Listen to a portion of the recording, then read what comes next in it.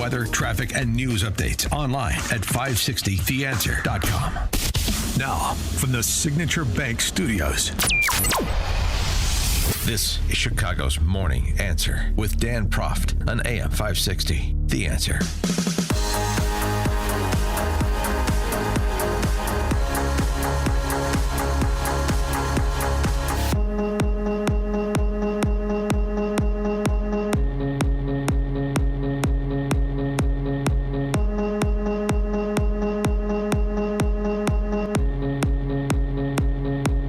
Top of the morning, Dan Proft here.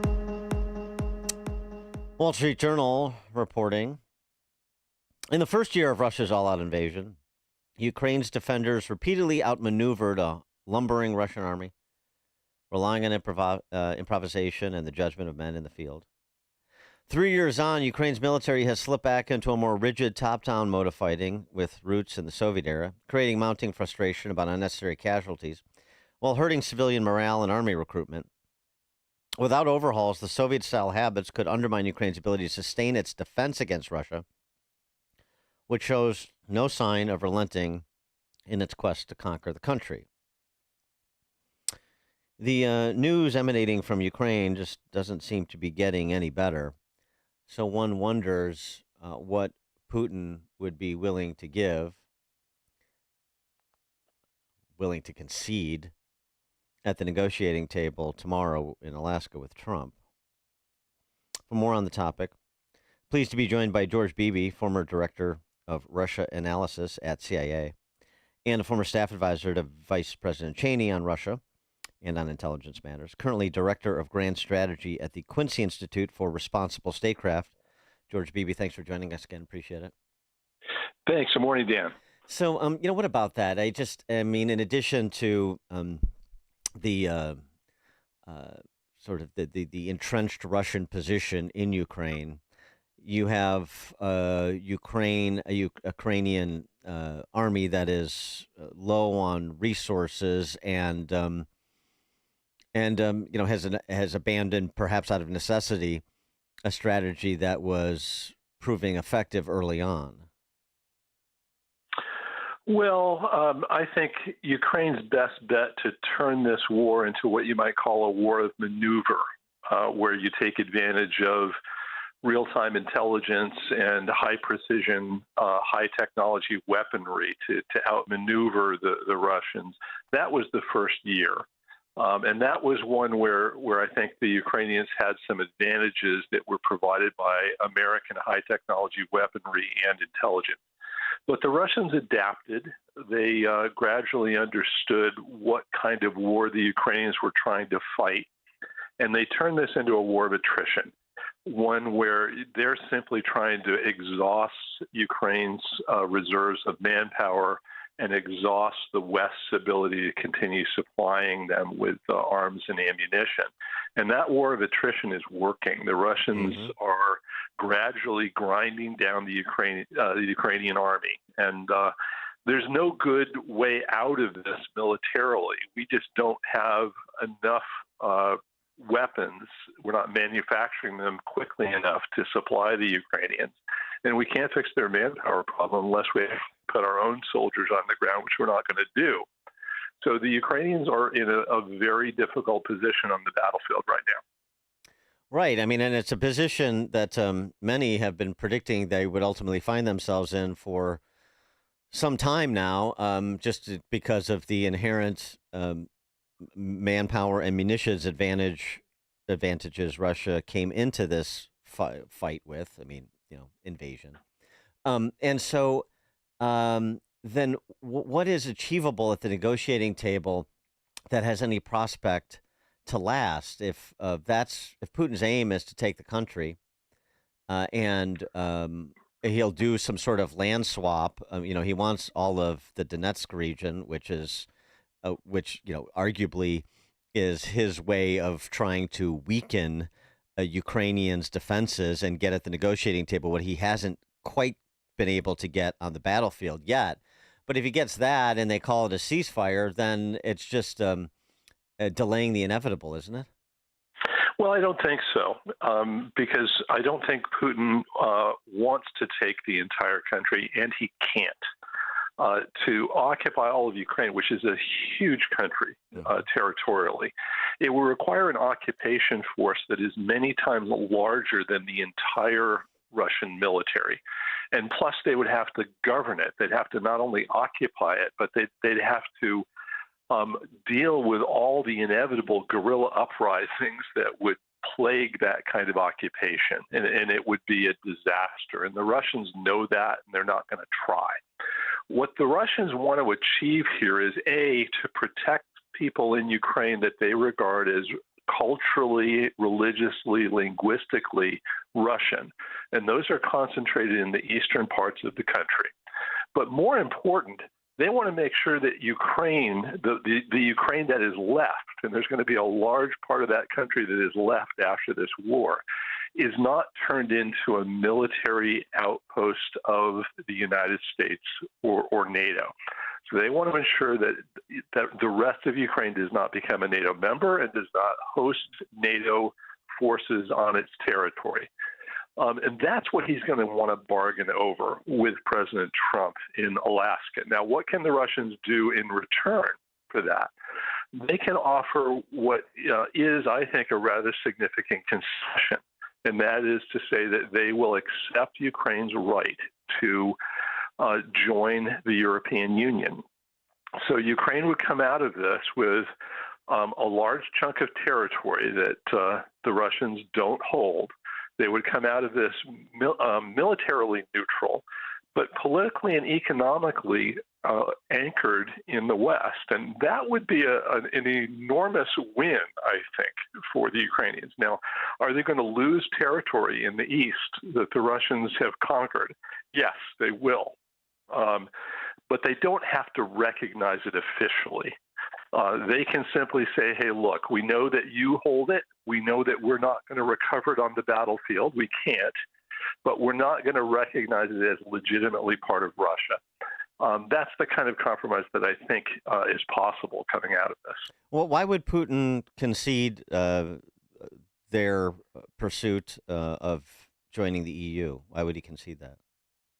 Well, because the only way he can deal with the larger threat that NATO poses to Russia is to strike a deal with the United States. He can't prevent NATO from deploying, for example, intermediate-range nuclear-tipped missiles in Europe just by winning the war in Ukraine. And he can't contend with those missiles just through Russian air defenses. This is a real threat that the Russians need to address. And the Russians are outmanned and outgunned by NATO overall. Yeah, right. It's now a 32-nation, it's doubled in size. There are 32 members of NATO now. There were 16 when the Cold War ended. He's got a much longer border with NATO than ever before in history. He can't contend with that problem just by building up the Russian military. It's beyond Russia's capability. He needs a deal.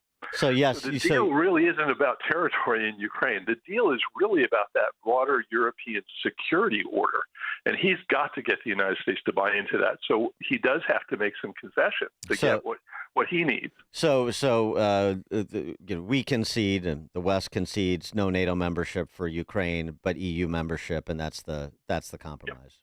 Yeah, that's right. I think that is doable, and I think it would be a significant achievement were we to end the war on those kinds of terms. Now, there's a lot of other things that have to happen to put a ceasefire in place. There are a lot of particulars about where the line will be drawn and how you monitor it, how you reconstruct things, swapping of prisoners, all of that. That remains to be worked out. So you're not going to get all that done in one meeting. This is going to be months, if not years, of negotiations. But I think the two presidents can move forward on a framework that lays out a roadmap to peace. And that in and of itself would be, I think, a major achievement. Yeah, and then in the interim, as the details are being worked out, and then the killing stops, or at least is heavily reduced. That's right.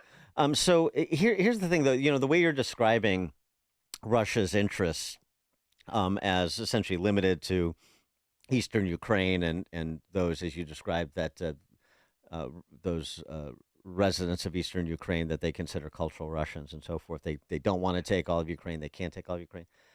Doesn't that sort of run counter to the prevailing attitude inside the Beltway that was the justification for all the support for Ukraine, that if we don't stop Putin in Ukraine, then, on he goes to the Baltics and Poland, and he reconstitutes the old Soviet empire?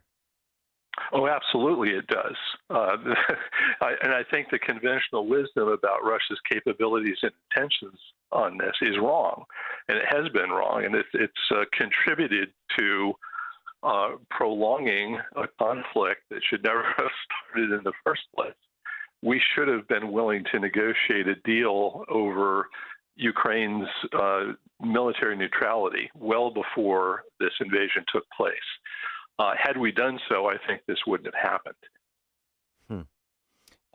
So when Trump says that, if I was president, this war wouldn't have happened, based on his first term and where the balance of power stood in Eastern Europe, do you think that's right? Had he pursued more or less the same course he was pursuing in his first term, then we probably wouldn't be here where we are 3 years later? Well, very hard to say. That's a game for historians to debate. But what I would say is it's not in America's own interest to bring Ukraine into the NATO alliance and undertake a formal treaty commitment to go to war with Russia to defend Ukraine. And that's not something that just President Trump believes. That's something that we've demonstrated repeatedly for more than a decade. Barack Obama did not go to war with Russia to defend Ukraine in 2014 when Russia annexed Crimea. And Biden did not go to war with Russia to defend Ukraine after the full-scale invasion in 2022. So we've demonstrated by our own actions that we don't think we ought to go to war with Russia to defend Ukraine. And in that circumstance, it makes no sense for us to undertake a treaty commitment to defend Ukraine by bringing into the NATO alliance.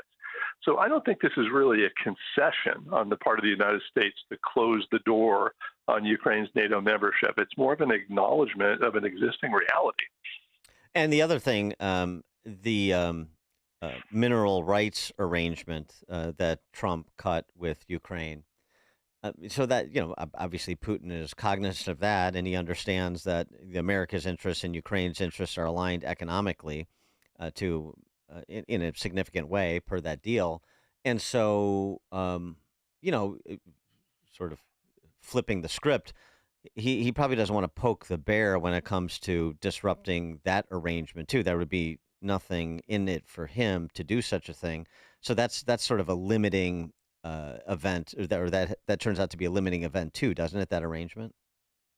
Well, I think so. I think what the United States is heading towards is a situation where we are saying to the Russians, we understand you have security interests in Ukraine. We respect those security interests. But we are not going to concede that Ukraine is a Russian sphere of influence. We're going to be involved there. We're going to be involved there politically. We're going to be involved there economically, quite extensively. And that's legitimate, and that's something that Russia should not oppose, and we will not tolerate Russian opposition to that. So I think that's the direction that we're heading. And I do think that that's a situation where the Russians are ultimately going to have to say, okay, we'll accept that. George Beebee is a former director of Russia analysis at CIA, former staff advisor to Vice President Cheney on Russia and intel matters, currently director of grand strategy at the Quincy Institute for Responsible Statecraft. George Beebee, thanks so much for joining us. Appreciate your insights. You're welcome. Thank you. And he joined us on the Turnkey.Pro answer line. The more you listen, the more you'll know. This is Chicago's Morning Answer. Morning Answer on AM 560. The Answer. A large retail store just canceled a huge order, leaving MyPillow with a ton of extra MyPillows. But you know what? That's their loss and your gain. MyPillow is offering the Classic Collection for wholesale prices, only $19.98.